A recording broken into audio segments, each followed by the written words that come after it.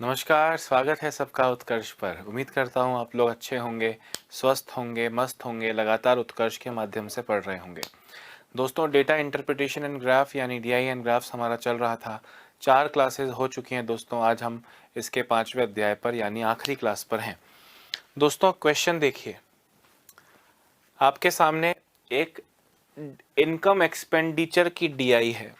आपको याद है इनकम एक्सपेंडिचर की डीआई एक पहले भी आपको करवाई थी।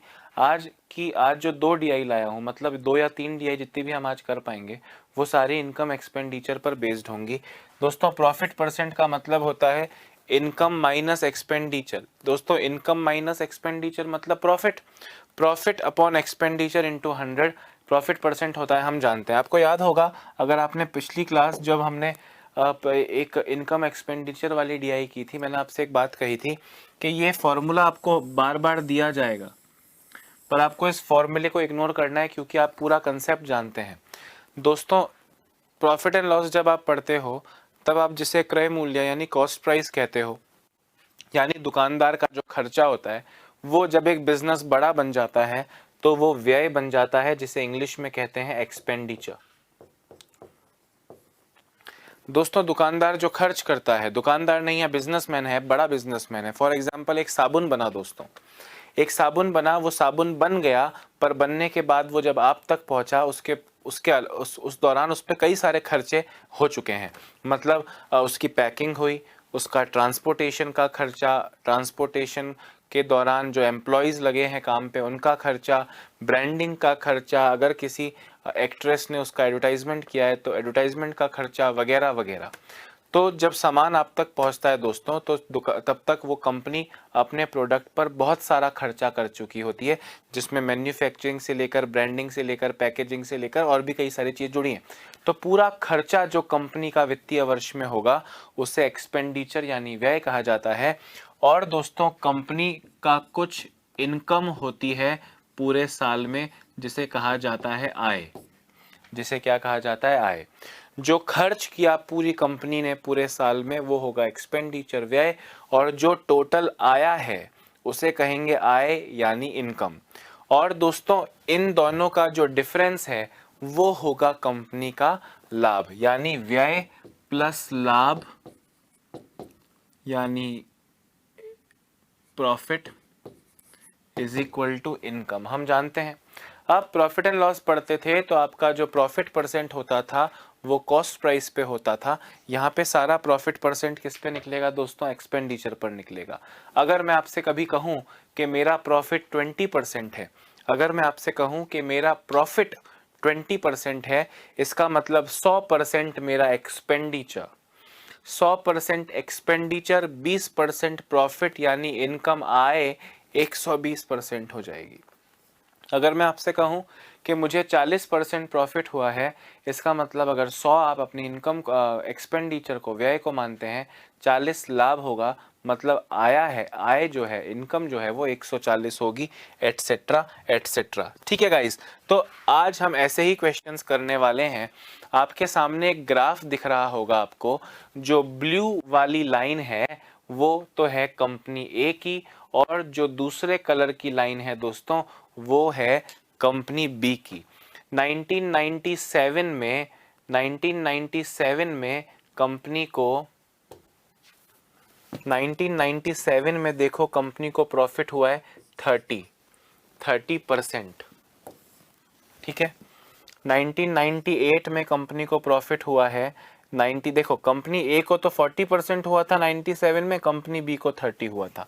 98 में कंपनी ई को 30 और 40 के बीच की वैल्यू है, मतलब 35%, और बी को हुआ है 30%। ऐसे करके 2002 तक की सारी वैल्यूज आपको दिख रही होंगी।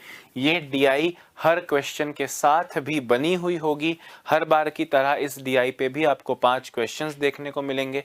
आगे आगे देखिए दोस्तों, क्वेश्चन पर आता हूं। आपसे कह रहे हैं, if the expenditure of company B in 2000 was rupees 200 crores, what is its income? वर्ष 2000 में कंपनी बी का व्यय 200 करोड़ था। दोस्तों, वर्ष 2000 ये रहा, कंपनी बी ये रही, कंपनी बी को प्रॉफिट दोस्तों कितना हुआ है 20%। ध्यान से मेरी बात सुनना, जो लाभ हुआ है वो हुआ है 20%। आप सिंपल सी एक बात बताओ, जो एक्सपेंडिचर होता है, जो व्यय होता है, उसे हमेशा आपको मानना है 100%। उसे आपको हमेशा कितना मानना है 100%। अब आप मेरी बात को गहराई से समझना, व्यय 100% हमेशा का फिक्स है। 2000 में कंपनी बी का प्रॉफिट 20% है, ये हमने क्वेश्चन में देखा, ग्राफ में देखा। हमने कहा कि जब 20% लाभ होता है और 100% खर्च करते हो, इसका मतलब जो आय है, जो इनकम है, वो हो जाएगी 120%। दोस्तों यहाँ पे आपसे कह रहे हैं व्यय, एक्सपेंडिचर 200 था, मतलब 200%, 100%, 200 करोड़ 100% की वैल्यू है, 120% की वैल्यू बताओ आय पूछा है, इंटू 120 कीजिए, आपको 240 करोड़ मिलेगा, 240 करोड़। ऑप्शन नंबर ए आपका करेक्ट आंसर हो जाएगा। बात भेजे में घुस रही है या नहीं घुस रही है? एक बार दोस्तों इसे लिख लो, और आगे जाके जिस तरह के जो क्वेश्चंस इस डीआई पे बेस्ड आ रहे हैं, आप उन्हें खुद करेंगे, खुद कर पाएंगे, ऐसी मैं उम्मीद रखता हूं आपसे। क्योंकि there is nothing you new, आप ये चीज़ें करना जानते हैं, इसलिए मैं आपसे एक्सपेक्ट कर रहा हूं कि आप इजीली बताएंगे। ठीक है,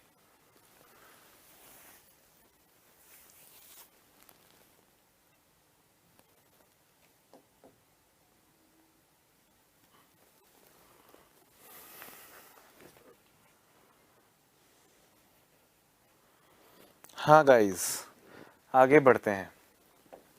अगला क्वेश्चन देखो और इसका आंसर दो। If the income of company A in 2002 was ₹600 crore, यदि वर्ष 2002 में कंपनी ए की आय 600 करोड़ थी, तो इस वर्ष कंपनी का व्यय कितना था? Then what was its expenditure? दोस्तों डेटा को ग्राफ में से सही उठाओगे तो कोई प्रॉब्लम नहीं होगी।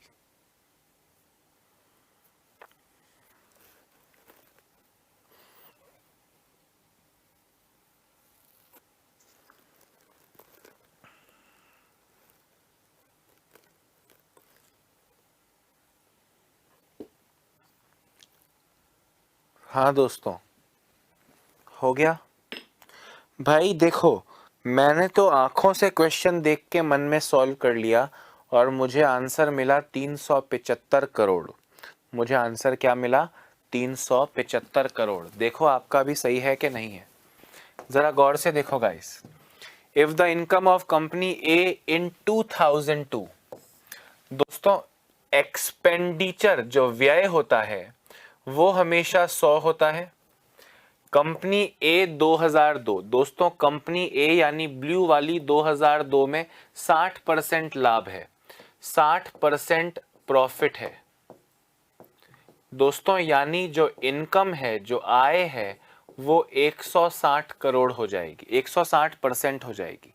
अब बोल रहे हैं इनकम 600 थी, मतलब 600 करोड़ जो है वो इस 160% के बराबर है। आपसे बोल रहे हैं व्यय बताओ, एक्सपेंडिचर बताओ, मतलब इंटू 100 किया, मुझे मिला 375 करोड़। ऑप्शन नंबर सी आपका करेक्ट आंसर है। अरे इतना भी लिखना थोड़ी है, आपको पता है एक्सपेंडिचर, जैसे कॉस्ट प्राइस 100 मानते थे, का एक्सपेंडिचर व्यय 100 होता है। 60% लाभ ग्राफ में जब किस वर्ष का, किस कंपनी का बोल रहा है, ध्यान से देखना और ध्यान से पिक करना। बोल रहा है 2002 में कंपनी ए का, मैंने कंपनी ए का 2002 में लाभ है 60%। 100 मैं खर्च करूंगा, 60% लाभ कमाऊंगा, मतलब 160 मेरी इनकम होगी। बोल रहे हैं इनकम आय 600 करोड़ है, तो 600 160% के बराबर, 600 अपॉन 160। बोला व्यय बताओ इंटू 100, आपका आंसर आया 375 करोड़। हाँ या ना? इस तरह से करना है। 375 करोड़ बोले तो option C is the correct answer. लिख लो, लिख लो गाइस, लिख लो।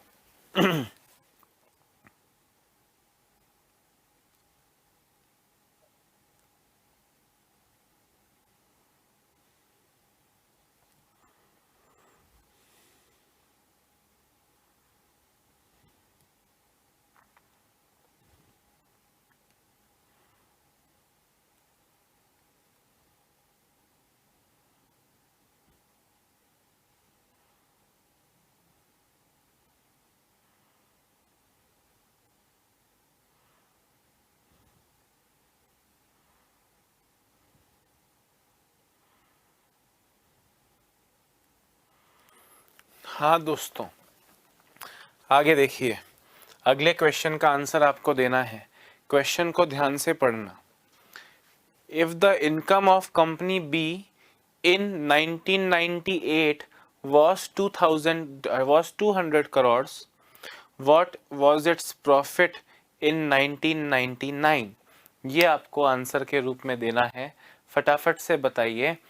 If the income of the company in 1998, B company का बोल रहे हैं 1998 में इनकम 200 करोड़ थी, तो प्रॉफिट 1999 में कितना होगा?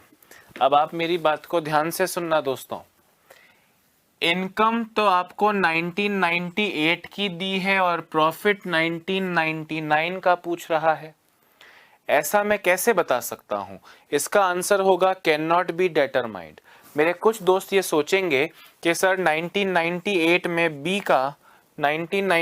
में बी को प्रॉफिट था 30%, यानी इनकम हो गई 130%, तो अपॉन 130 इंटू 1999 का प्रॉफिट है सर 40% की वैल्यू बतानी है। मैंने कहा दोस्त ये तो बिल्कुल करेक्ट है, पर इंटू 40 क्यों करेंगे? क्या 1998 और 1999 का व्यय सेम है? अगर व्यय सेम है तो ये 30% और ये 40% सेम चीज का होता। जब एक्सपेंडिचर व्यय अलग अलग है तो मैं इसको 130 मान के 1999 का प्रॉफिट नहीं निकाल पाऊंगा। आपका आंसर होगा कैन नॉट बी डिटरमाइंड। क्या आंसर होगा आपका? Can not be determined. अपर्याप्त आंकड़े ज्ञात नहीं कर सकते। और बहुत सिंपल सी चीज है या कुछ रटवा रहा हूं? बहुत सिंपल सी चीज है। आगे देखो। If the incomes of the two companies in 1998 were equal, what was the ratio of their expenditure? If the incomes of the two companies in 1998 were equal, what was the ratio of their expenditures? फटाफट से बताओ। If the incomes of the two companies in 1998 were equal, what was the ratio of their expenditures? जल्दी जल्दी बताइए। अगर आपने ये question पूरा कर लिया, सही कर लिया, तो दोस्तों याद रखिएगा हिंदुस्तान में 56 इंच का सीना केवल 2 लोगों का होगा, एक मेरा और एक मोदी जी का। ठीक है। वर्ष 1998 में दोनों कंपनियों की आय बराबर थी, तो इस वर्ष इनके व्यय का अनुपात जो परसेंटेज के वक्त पे, रेशियो के वक्त पे, प्रॉफिट एंड लॉस के वक्त पे दोस्तों अटेंटिव था, चीज़ों को सीख रहा था, वो तो इस क्वेश्चन का आंसर चुटकियों में दे देगा। बाकी लोगों को बहुत लिखना पड़ेगा।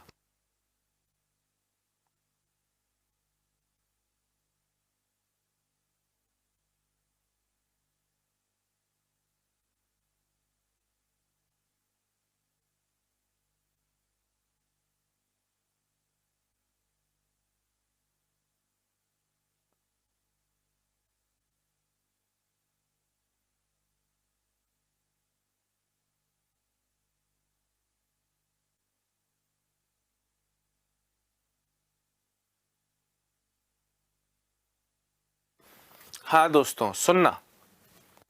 वैसे जो दोस्त शुरू से लेके एंड तक लगातार पढ़ रहे हैं वो एक चीज जानते हैं, रेशियो के वक्त से और परसेंटेज के वक्त से एक चीज कराता आ रहा हूं। इसका 10% इसके 20% के बराबर है, तो रेशियो 10-20 नहीं 20-10 होगा। इसका 105% इसके 120% के बराबर है, तो रेशियो 105-120 नहीं 120-105 होगा। ध्यान से सुनना। बोल रहे हैं 1998, मैंने बोला 1998 मतलब ये वाला। दोनों कंपनियों की आय बराबर थी। अच्छा, इनकम बराबर थी। इनकम का मतलब क्या है?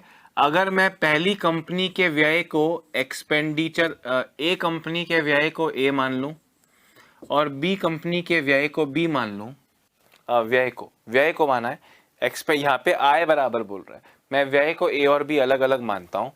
दोस्तों कंपनी ए का लाभ है 30 और ब्लू वाले को देखो 30 और 40 के बीच में 35%, यानी लाभ 35%, तो आय व्यय का 135%। और बी को लाभ है 30%, यानी व्यय का 130% आय हो जाएगी। दोनों की आय बराबर है। दोस्तों आपको याद आया, इसका 135% इसके 130% के बराबर है, तो रेशियो 130 135 या जो सीक्वेंस है उसका उल्टा, 135 130 की जगह 130 135, यानी ए बी इधर आके डिवाइड में आएगा, इज इक्वल टू कि उधर बड़ा है 130, 135 इधर आके नीचे आ जाएगा। 5 से चला जाएगा दोस्तों 26 बार, और 5 से चला जाएगा 27 बार, यानी इनके व्यय का अनुपात 26:27 आया। Option number B, option number B आपका करेक्ट आंसर हो जाएगा। ठीक है, second is the correct answer. दोबारा समझना, आपने कंपनी ए के व्यय को माना ए, बी के व्यय को माना बी। आपसे कहा कि कंपनी ए को लाभ हो रहा है 35%, हमने कहा लाभ 35% हो रहा है तो आय 135% होगी। और कंपनी बी को ग्राफ में देखो 1998 में 30% लाभ हो रहा है, मतलब आय 130% होगी। आय बराबर है, तो व्यय जो ए और बी आपने लिखे हैं, बी इधर आ गया नीचे, उधर पड़ा है 130 और 135 नीचे चला गया 26:27। ये सोचने में आपको 1 सेकंड लगता है अगर आपको पहले की पढ़ी हुई चीजें याद है। तो ए और बी का रेशियो दोस्तों 26:27 आ गया। ऑप्शन बी आपका करेक्ट आंसर है। Option B 26:27। एक बार इस क्वेश्चन को घूरो और आगे इस तरह के क्वेश्चंस आएंगे, उनके लिए रेडी रहो।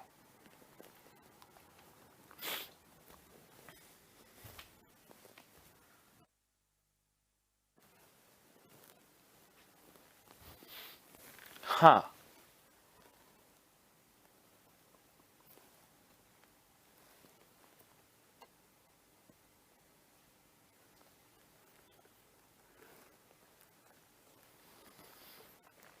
लिख लिया। आगे देखिए, क्वेश्चन है what is the percent increase in the percent profit for company B from year 2000 to 2001। Company B के वर्ष 2000 से 2001 में लाभ प्रतिशत में कितने प्रतिशत की वृद्धि हुई है? 2000 से 2001 में कह रहे हैं।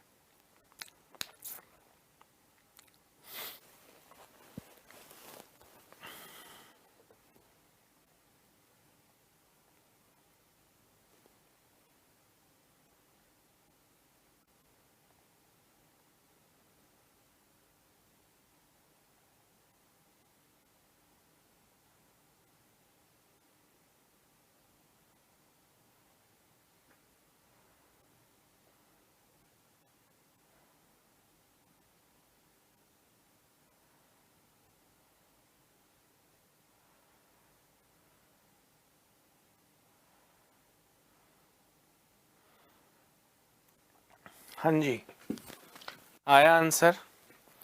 देखो, 2000 से 2001, मैंने कहा कौन सी कंपनी की बात चल रही है? बी की।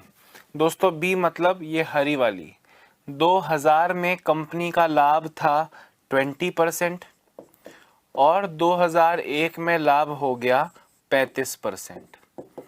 दोस्तों 2000 से 2001 में 20 से 35 हो गया, मतलब 15% की वृद्धि और कमी। जो कंपैरिजन है वो हमेशा पुराने से किया जाता है, इंटू 100, ये आपको देगा 75%। 75% यानी ऑप्शन नंबर ए करेक्ट है। भाई 2000 में कंपनी बी का लाभ था 20%, 2001 में हो गया 35%, तो ये 15% की वृद्धि हो गई ना। 15% की वृद्धि पुराने वाले से कंपेयर की जाती है। 15% की वृद्धि इंटू 100, 75% आपका करेक्ट आंसर आ चुका है, ऑप्शन नंबर 1। ठीक है दोस्तों, अब एक नई डीआई आपके सामने आएगी। अब एक नई डीआई आपके सामने आएगी और उस पर आधारित पुनः कुछ 5-6 क्वेश्चंस होंगे जो कि आपको सॉल्व करने हैं। 7 क्वेश्चन है अगली डीआई पर। ठीक है, ले आऊं सामने, ले आऊं कि रुकूं? ले आता हूं। क्वेश्चन देखिए, क्वेश्चन है account of income and expenditure of 7 companies in the years 2000 in the year 2000। Percentage profit या लॉस कैसे निकलता है, इनकम माइनस एक्सपी आप जानते हो, मैंने बोला इसको तो इग्नोर करो। आपसे कह रहे हैं कंपनी है ए, एक कंपनी है बी, एक कंपनी है सी, एक कंपनी है डी, एक कंपनी है ई और एक कंपनी है एफ। जो ये शेड वाला कलर है दोस्तों, ये जो पहला शेड वाला बार है वो आपके व्यय को दिखाता है, और जो वाइट वाला है वो आपकी इनकम को दिखाता है, आय को दिखाता है। ठीक है, आपसे कहा account of income and expenditure, 6 company है, A B C D E F 6 कंपनियां हैं दोस्तों। इन 6 कंपनियों में यानी ए से लेकर एफ तक की ये जो 6 कंपनियां हैं, इस वर्ष 2000 में कंपनी ने कितने खर्च किया, कितना आया, कितना खर्च किया, कितना आया, कितना खर्च किया, कितना आया, ये ब्यौरा दिया हुआ है। इसी पे बेस्ड अगले कुछ क्वेश्चंस है जिनका आंसर देना है। ये मैं हर बार दोस्तों बना के रखूंगा आपके लिए।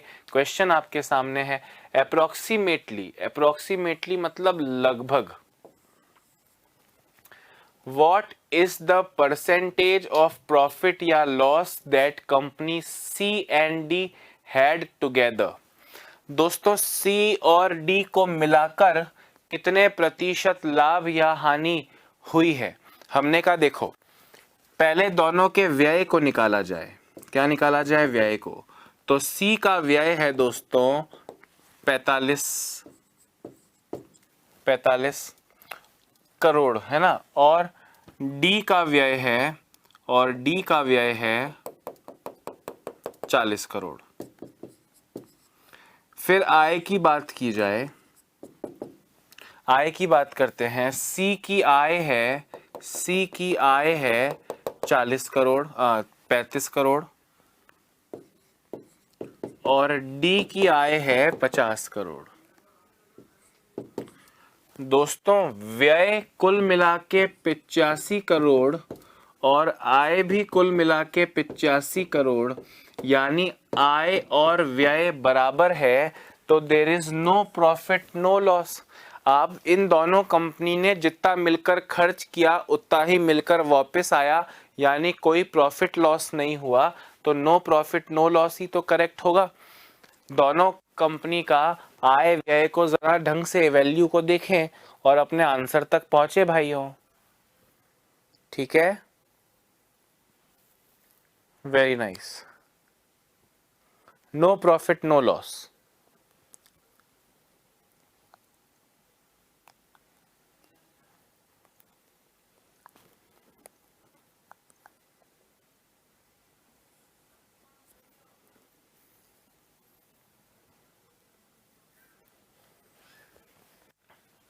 अगले क्वेश्चन का आंसर खुद दोगे क्या?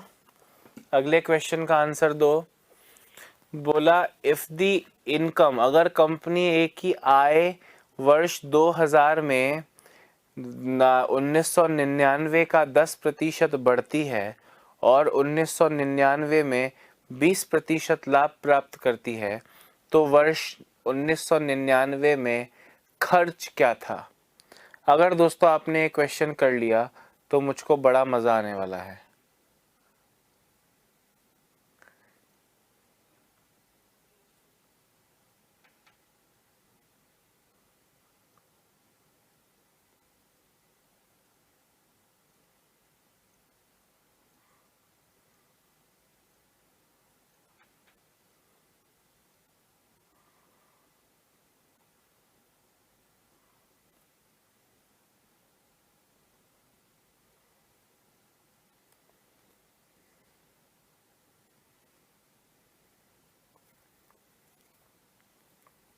हाँ, अगर आपने कर लिया, अच्छा क्वेश्चन है, क्वेश्चन को ज़बरदस्ती थोड़ा सा घुमाया हुआ है, अगर आप कर लो तो मज़ा आ जाए।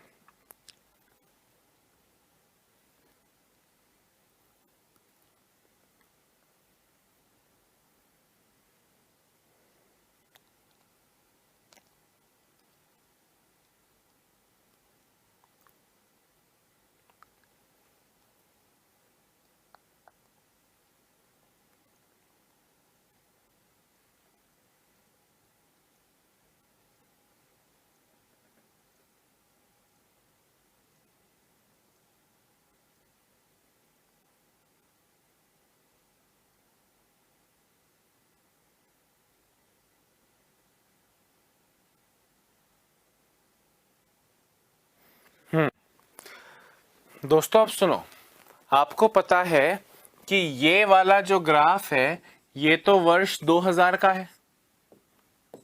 अरे हाँ या ना? आपसे कह रहे हैं कंपनी ए की आय 2000 में 1999 का 10% बढ़ती है। आय की बात कर रहा हूं। कंपनी ए की आय 2000 में कितनी है? 40 करोड़। दोस्तों ये 40 करोड़ पिछले वर्ष के मुकाबले 10% ज्यादा है। मतलब पिछले वर्ष के मुकाबले ये 110 है। इंटू 100 करूंगा तो मुझे 1999 की आय मिल गई। फिर आपसे कह रहे हैं 1999 में 20% लाभ प्राप्त करती है। दोस्तों इसका मतलब ये जो 1999 की आय आपने लिखी है ये 120% के बराबर है और इंटू 100 करोगे तो आय मिलेगी। कैसे किया जरा गौर से देखना।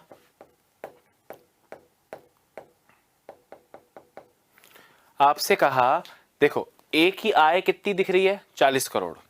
आपसे कह रहा हूं कि कंपनी ए की आय 2000 में 1999 से 10% बढ़ती है। मतलब ये जो 40 करोड़ आई है 2000 में ये पिछले साल के मुकाबले 10% ज्यादा है। मतलब पिछले साल वाला 100 तो ये 110 तो बटा 110 इंटू 100 करने से आपको व्यय मिल जाएगा। सॉरी 1999 की आय मिल जाएगी। दोस्तों 1999 में 20% लाभ हुआ है। अगर 100 खर्च करूंगा 20% लाभ होगा मतलब आय 120 होगी। तो ये आय है मतलब ये 120 के बराबर इंटू 100 करूंगा तो व्यय मिलेगा। आपसे पूछा है खर्च कितना था 1999 में, व्यय कितना था। अब इसको सॉल्व करो और अप्रोक्सीमेटली 2 डेसिमल के बाद 2 डिजिट्स में आंसर दो। हमने का कोई प्रॉब्लम नहीं है। 0 से 0 गया, 0 से 0 गया 4 से गया 3 बार, 10 इंटू 100 1000 बटा 11 इंटू 3 33। सॉल्व करो 33 इंटू 3 99 बचा 1 गया 0 तो 30.3030 तो 30.30 दोस्तों 30.30 ऑप्शन नंबर सी आपका करेक्ट आंसर हो जाएगा। ठीक है, ऑप्शन नंबर कितना? सी करेक्ट है, लिख लो। भाई सिंपल है ना, 2000 में आया है 40 करोड़। 40 करोड़ पिछले साल के मुकाबले 10% ज्यादा है। मतलब 110% के बराबर है। बटा 110 इंटू 100 करोगे तो आपको 1999 की आय मिलेगी। 1999 की आय मिल गई। अब आप 1999 में रहो। आपसे कह रहे हैं 20% लाभ हुआ है मतलब बटा 120 इंटू 100 करोगे तो आपको व्यय मिल जाएगा 1999 का approximately 30.30 crore. Option C correct है।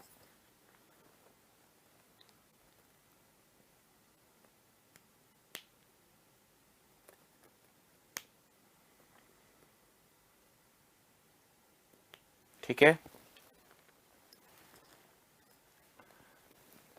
क्वेश्चन को देखो, सॉल्व करने में तो 10 सेकंड लगे हैं, क्वेश्चन को समझने में समय लग सकता है कभी कभी। अगला क्वेश्चन देखो, ये क्वेश्चन करो। अगर कंपनी सी का व्यय वर्ष 2000 में वर्ष 1999 के व्यय से 20% अधिक है और कंपनी वर्ष 1999 में 10% लाभ अर्जित करती है तो 1999 में कंपनी की आय कितने करोड़ थी? करो दोस्तों, सेम पिछली तरह का क्वेश्चन है, बस कुछ और दिया है, कुछ और पूछा है, पर कंसेप्ट वो पिछली बार वाला ही है।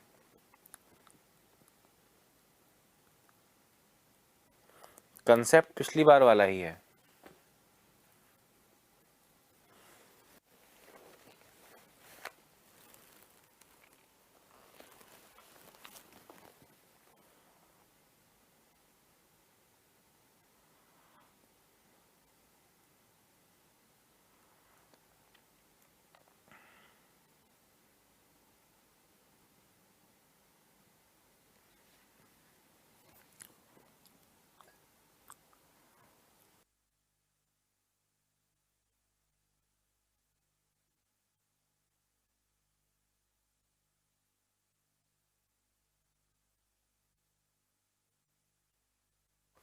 हाँ जी,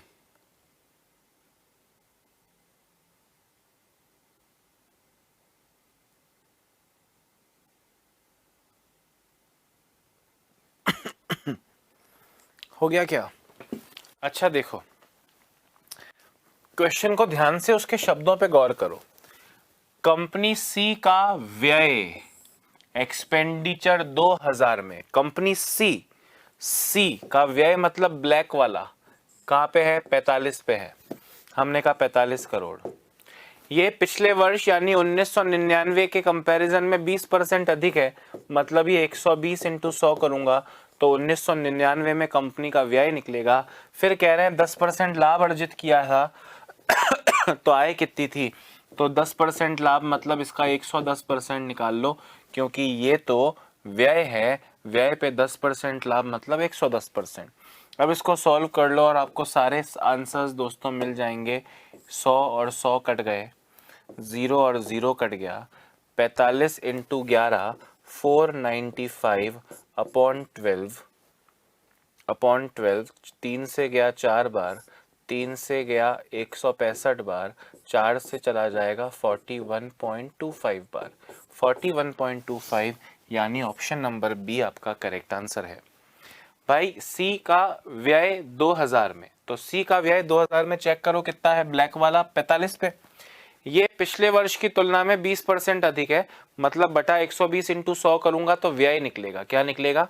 व्यय। अब ये व्यय है, आप बोल रहा है कि उस साल 10% लाभ हुआ था, तो आय बताओ। मैंने कहा 10% लाभ हुआ था मतलब 110% आय है, तो कहा 110% निकाला और 41.25 आया। Option number B is the correct answer.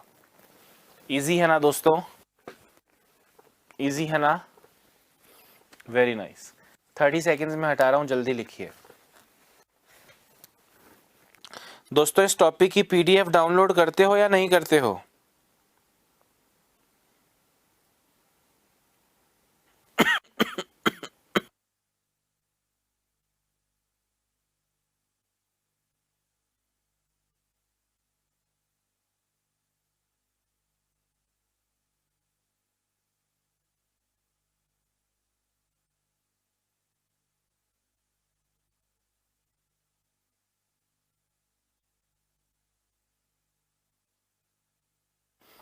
हाँ जी, अगला क्वेश्चन देखो। Which of the following companies had the highest percentage of profit or loss? दोस्तों अगर इस क्वेश्चन का आंसर आपने दे दिया तो मुझसे ज्यादा खुश इस प्रकृति में और कोई नहीं होने वाला।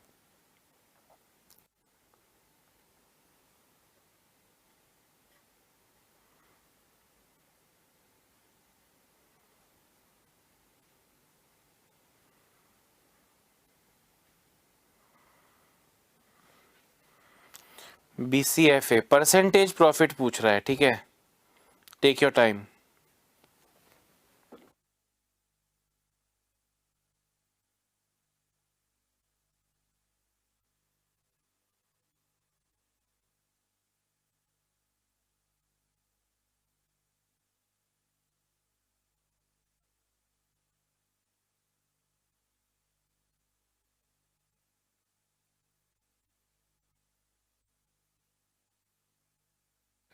हाँ जी, अच्छा आप सुनो, आपसे पूछा है किस कंपनी का हाईएस्ट लाभ प्रतिशत है, लाभ या हानि प्रतिशत है, ठीक है। आप ध्यान से सुनो दोस्तों, यहां पे देखो लाभ कितना हो रहा है?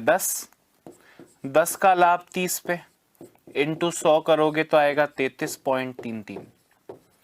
यहां पे देखो, यहां भी 10 का लाभ हो रहा है, पर 10 का लाभ कितने पे? 32.5 पे। दोस्तों 10 का लाभ 32.5 पे। यहां वैल्यू नीचे बड़ी थी, नीचे छोटी थी, बड़ी वैल्यू आई, नीचे वाली वैल्यू बड़ी होगी तो छोटी वैल्यू आएगी, मतलब इन दोनों में तो यही सबसे ज्यादा है।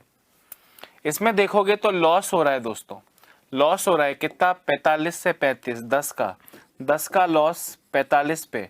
दोस्तों 10 30 के लिए तो बड़ा था, पर 10 45 के लिए तो छोटा होगा। अच्छा यहाँ पे देखो 10 का प्रॉफिट 40 पे। भाई 10 का प्रॉफिट 30 पे बड़ा होगा, 10 का प्रॉफिट 40 पे तो थोड़ा छोटा होगा। यहाँ पे हल्का सा ही लॉस हो रहा है और यहाँ पे भी देखो हल्का सा लॉस हो रहा है। कितना लॉस हो रहा है भाई? ये हो रहा है 25 से 32.5, यानी 7.5 का प्रॉफिट। एफ की बात कर रहा हूँ, 7.5 का प्रॉफिट 25 पे इंटू 100, इससे आपको मिला एग्जैक्टली 30%, यानी 33.33 सबसे बड़ी वैल्यू है कौन सी कंपनी की? ए की। भाई इसका पारंपरिक तरीका क्या है? 10/30 इंटू 100 करके देख लो, 10/32.5 इंटू 100 करके देख लो, 10 अपॉन ये सब करके देख लो, पर आपको दिखेगा कि जो सबसे बड़ी वैल्यू है वो ये है। आपको याद होगा मैंने आपसे कहा था कि इस तरह का सबसे ज्यादा वो किसका है, सबसे कम वो किसका है, इस तरह के क्वेश्चन देख के सॉल्व होने चाहिए। मुझे यहाँ से देख के ऐसी फील आई दोस्तों, मुझे देख के ऐसी फील आई कि ये 10 का हाईएस्ट डिफरेंस होगा, तो 10 का डिफरेंस 30 पे इंटू 100, ए आपका करेक्ट आंसर हो जाएगा। ठीक है, 30 सेकेंड्स में आगे बढ़ रहा हूँ, फटाफट से इसको देख के लिख लें।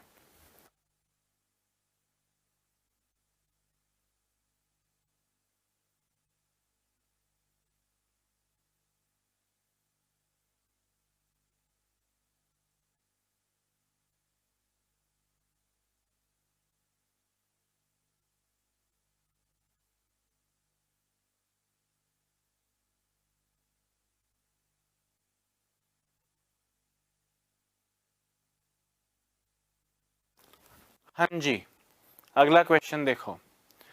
What is the approximate percentage of profits earned by all the companies together? Approximate percentage of profits earned by all the companies together. सभी कंपनियां मिलाकर 2000 में अर्जित लाभ प्रतिशत। दोस्तों सबके लाभ को जोड़, सबकी आय, सबके व्यय को जोड़ो। इसका व्यय 30, इसका व्यय देखो ये 35 की लाइन है, तो 35 से नीचे 30 और 35 के बीच में 32.5, ये लाइन है, ये लाइन है, ये है एग्जैक्टली 35, ये लाइन है तो ये 32.5, ये लाइन है तो ये 45, ये 45 से नीचे है, ये 45 से नीचे है तो ये 42.5। इस तरह से आपको सबके व्यय जोड़िए, सबकी आय जोड़िए, व्यय के योग और आय के योग का अंतर लाभ होगा, लाभ बटा क्रय मूल्य, यानी लाभ बटा व्यय इंटू 100 करो।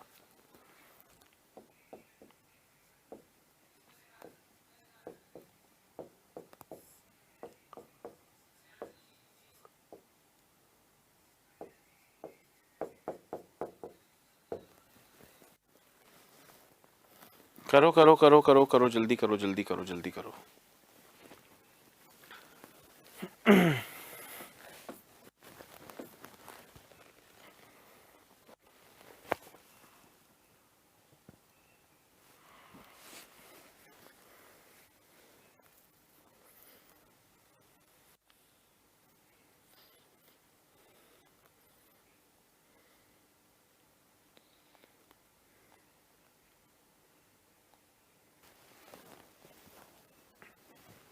हाँ जी, हो गया क्या दोस्तों? पहले सबका व्यय जोड़ो, सबका व्यय 30 और 32, 62.5, 62.5 और 45, 97.5, 97.5 और 40, 137.5, 137.5 और 45, 137.5 और 45, 182.5, 182.5 प्लस 25, 182.5 प्लस 25, 207.5, तो टोटल व्यय आ गया 207.5 करोड़।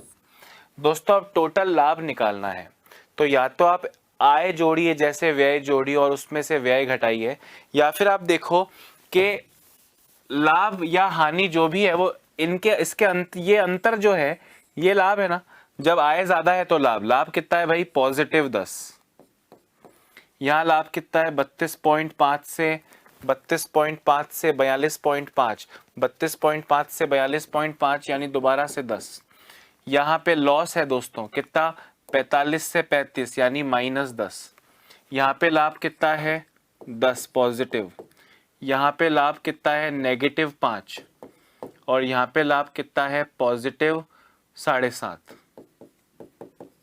दोस्तों +10 -10 कट गया है ना, 10 10 20 और 27.5 -5 22.5, 22.5 इंटू 100, इंटू 100। अब आप पॉइंट से पॉइंट हटाओ, 225 अपॉन 2075 इंटू 100 कीजिए, 5 से जाएगा 45 बार, 5 से जाएगा 4 1 5 बार, ठीक है। 5 से जाएगा 9 बार, 5 से जाएगा 83 बार। 9 इंटू 100 यानी 900 अपॉन 83, 900 अपॉन 83 मतलब 10.8 बार, 10.8 या 10.5 मान लीजिए। Option number 1, option number C आपका करेक्ट आंसर है। वैसे अप्रोक्सीमेटली बोले हैं तो 10.8 का मतलब दोस्तों 11 होना चाहिए, 10.8 का मतलब अप्रोक्सीमेटली 11 होना चाहिए। ऑप्शन 1 करेक्ट होगा, ठीक है। अगर हमसे जोड़ने घटाने में गलती नहीं हुई है तो हमारा आंसर 100% करेक्ट है, 100% करेक्ट है।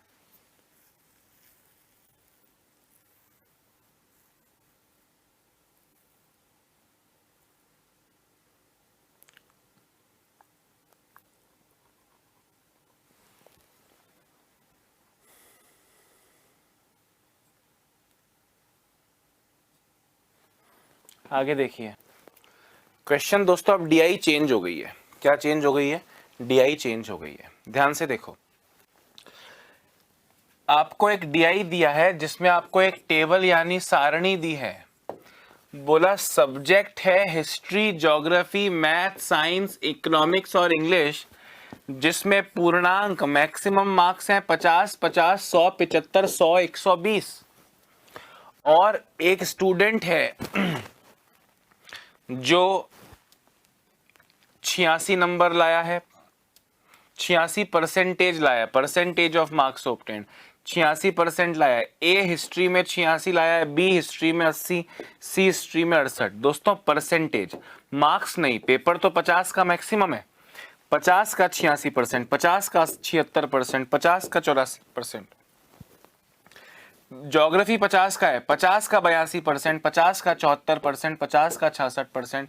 ये 120 का है, 120 का 66%, 120 का 84%, 120 का 72%, 120 का 54% एंड सो ऑन। अब इस पे क्वेश्चन क्या है देखो, what is the average marks obtained by all students in geography. दोस्तों एवरेज मार्क्स बोल रहा है, एवरेज परसेंटेज नहीं। ज्योग्राफी, भूगोल में, भूगोल यानी ज्योग्राफी में औसत कितने अंक मिले हैं? दोस्तों भूगोल 50 का है, कॉमन सेंस लगाओ। 50 देखो 40% 100 का निकालोगे तो 40 आएगा, पर 50 का 40% निकालोगे तो 20 आएगा। यानी हर एक चीज का आधा कर दो। 50 का 82%, 82 का आधा 41। 50 का 74%, 74 का आधा 37। 50 का 92%, 92 का आधा 46। 50 का 84%, 84 का आधा 42। 50 का 66%, 66 का आधा 33 एंड लास्ट 50 का 64%, 64 का आधा 32 अपॉन कितने लोग हैं? 6 लोग हैं, डिवाइड बाय 6 कर दो गाइस। 40 और 30, 70 और 40, 110 और 40, 150 और 60, 210, 1 और 7 8 और 6 14 और 2 16 और 3 19 और 2 19 और 2 19 और 2 कितना होता है? 21, 231 हो गया total upon 6।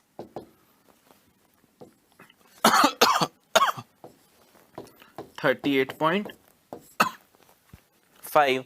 Option number C आपका करेक्ट आंसर है। बात आई ना समझ में? सॉरी, ज्योग्राफी में सबका एवरेज, ज्योग्राफी में सबके मार्क्स जोड़ लो।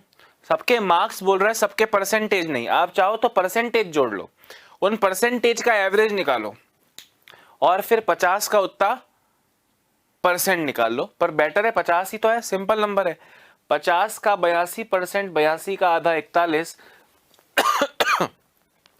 50 का 74%, 74 का आधा 37, 50 का 92% 46, 50 का 84% 42, 50 का 66% 33 और 50 का 64% 32।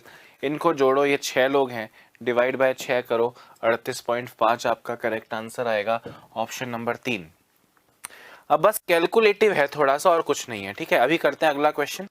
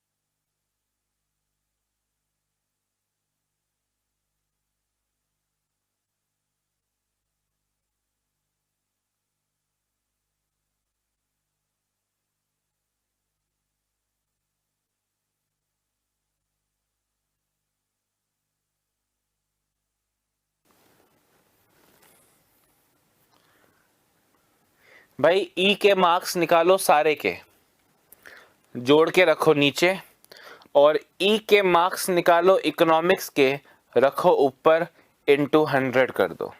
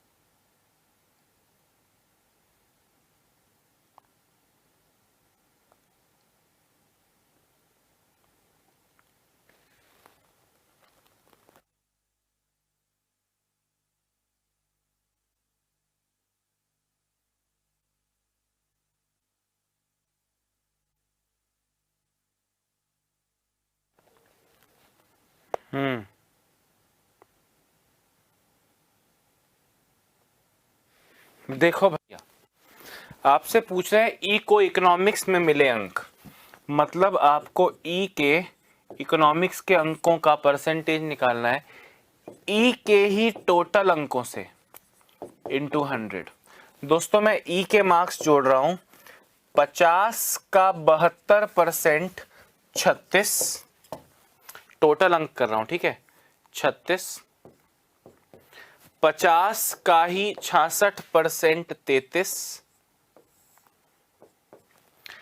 100 का 82% 82,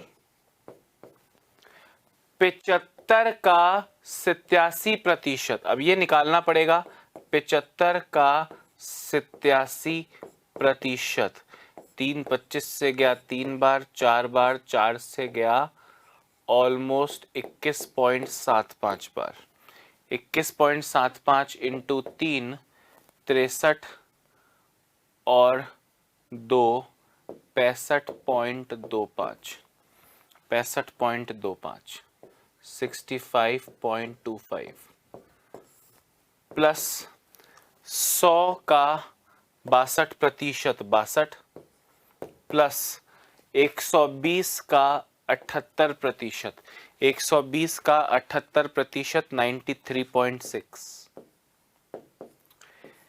और ऊपर रखना है ई के इकोनॉमिक्स वाले मार्क्स, ई के इकोनॉमिक्स वाले 100 का 62% 62 और फिर मल्टीप्लाइड बाय 100 करना है दोस्तों। अब इसको ऐड करो, 30 और 30 60 और 80 140 और 60 140 और 60 200, 200 और 60 260 और 90 350, 350, 6 और 3 9, 9 और 2 11, 11 और 5 16, 16 और 2 18, 18 और 3 21, 21.85 यानी 371.85, तो 372 लिख देता हूँ अपॉन 62 इंटू 100 करोगे एग्जैक्टली 6 से कटेगा 16.67 या 16/37% आंसर आएगा।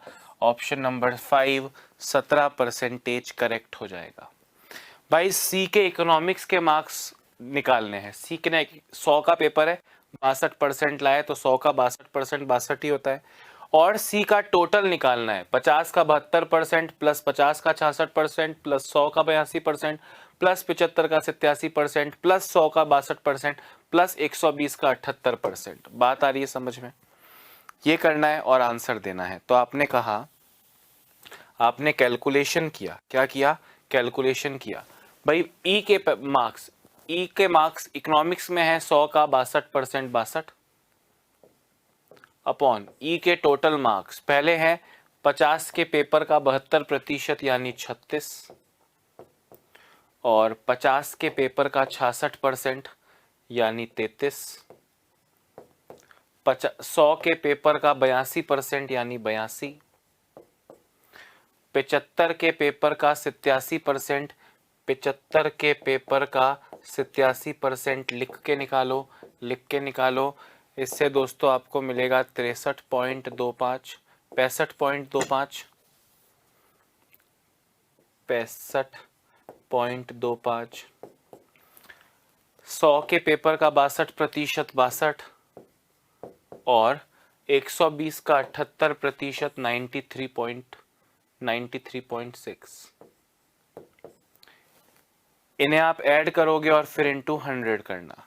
तो आप जब इन्हें ऐड करोगे तो 62 अपॉन 371 पॉइंट समथिंग आएगा, जैसे मैंने 372 लिख लिया इंटू 100 यानी 16.67%, अप्रॉक्सीमेटली 17% आपका करेक्ट आंसर हो जाएगा। ठीक है दोस्तों, मैं बहुत धीरे, बहुत संयम से आपको क्वेश्चन दिखा के, आपको क्वेश्चन सुना के, आपको क्वेश्चन फील करवा के करना चाह रहा हूं। आई होप आप मेरी बात से वास्ता रख पा रहे होंगे। ठीक है, जल्दी लिखिए, 30 सेकेंड्स में हटाऊंगा। आप देखो कैलकुलेशन करनी है, उसके अलावा कुछ नहीं करना है। ठीक है, कैलकुलेशन के अलावा इसमें कोई भी रिस्क नहीं है आपके लिए।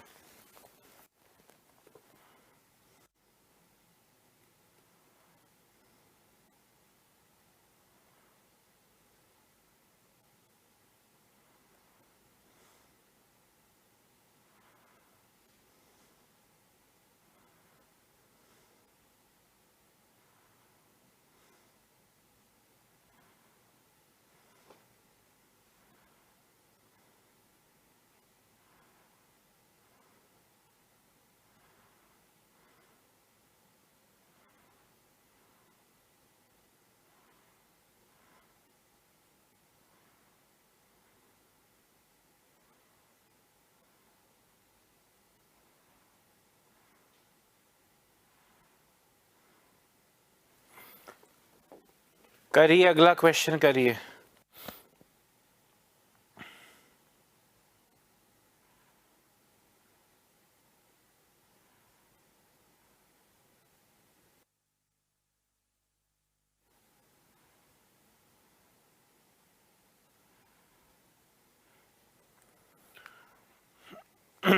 हाँ जी, क्वेश्चन देखो। What is the overall percentage of marks obtained by all the students in English?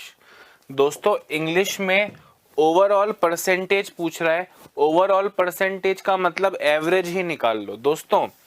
English में, इंग्लिश ये रहा, इसमें आप एवरेज निकाल लीजिए। Overall percentage of marks obtained आप 66 plus 84 plus 72 plus 60 plus 78 plus 54 का एवरेज निकाल लो और इसको 6 से क्या कर दो, डिवाइड कर दो। सभी विद्यार्थी को अंग्रेजी में मिले अंकों का समग्र प्रतिशत क्या है। ठीक है, अब आप इन्हें ऐड कर लो और 6 से क्या कर दो, डिवाइड, क्योंकि इनको मिला के ओवरऑल परसेंटेज का मतलब एवरेज ही हुआ।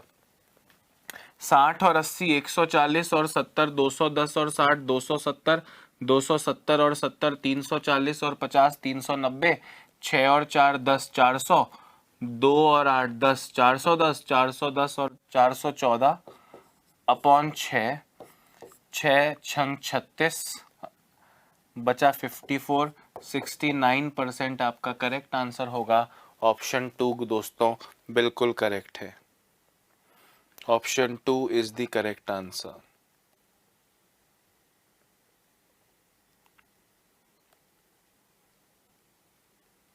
ठीक है, समझ में आ रहा है। अगला क्वेश्चन देखो भाई, what are the total marks obtained by D in history math science and English. दोस्तों डी की बात चल रही है। पहले बोल रहा है हिस्ट्री, ये रहा हिस्ट्री, फिर बोल रहा है मैथ, ये रहा मैथ, फिर बोल रहा है साइंस, ये रहा साइंस, और फिर बोल रहा है इंग्लिश, ये रहा इंग्लिश। टोटल मार्क्स ऑब्टेन्ड, कुल कितने अंक हैं, कुल कितने परसेंट है नहीं पूछ रहा है, कुल कितने अंक हैं। दोस्तों डी की बात चल रही है, 50 का 76%, 38, 50 इंटू 76 बटा 100 भी कर सकते हो। मैथ्स में 100 का 83%, पूरा 83। साइंस 75 का 81%, दोस्तों 75 का 81%। 25 से जाएगा 3 बार 4 बार, 3 इंटू 81 243 बटा 4 यानी 60.75 60.75 प्लस इंग्लिश 120 का 60% 72। इनको बस ऐड करना है दोस्तों।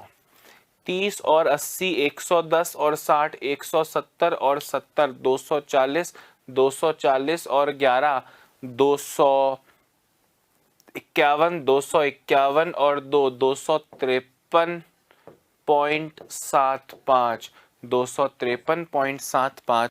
ऑप्शन 4 आपका 100% करेक्ट आंसर हो गया। ठीक है ना।